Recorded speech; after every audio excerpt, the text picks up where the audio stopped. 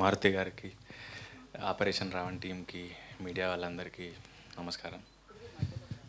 Okay, so Palasa అప్పుడు కూడా మారుతి గారు మాకు సపోర్ట్గా నిలిచారు, ఈరోజు కూడా వచ్చారు. సో పలాసలాగే రక్షిత్కి ఈ సినిమా మంచి పేరు తేవాలని కోరుకుంటున్నాను. అండ్ వెంకట సత్య గారు, మేము స్క్రిప్ట్ రీడింగ్ చేస్తున్నప్పటి నుంచి గమనించాను. ఒకరోజు ఇది చెప్పొచ్చో లేదో, ఈ సినిమాతో నేను భాగం అవ్వాల్సి ఉండింది, కుదరలేదంతే. నరేషన్ ఇచ్చినప్పుడు ఈ సినిమా కథ మొత్తం తెలుసు నాకు కొన్ని ఫేవరెట్ థ్రిల్లర్ ఫిల్మ్స్ ఉంటాయి.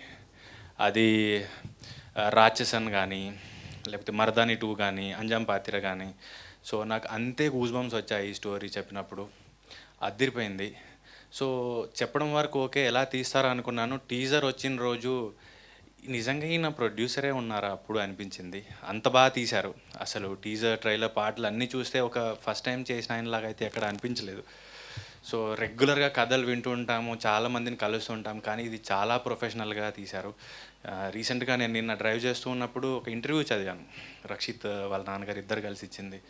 పొద్దున 4 o'clock వచ్చి సెట్లో కూర్చునే వాళ్ళు, 7 o'clock షార్ట్ పడేదంటే అసలు చాలా సంతోషంగా వేసింది. మనకు తెలిసిన వ్యక్తులే ఈరోజు ఈ సినిమా చేస్తున్నారు, దట్టు ఆయన ప్యాషన్ చూస్తూ ఉంటే.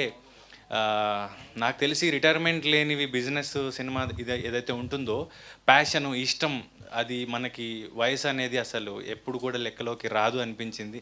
ఆయన ఎంత ప్రొఫెషనల్గా ఈ సినిమాని మలిచారో మనం చూస్తే చెప్పచ్చు.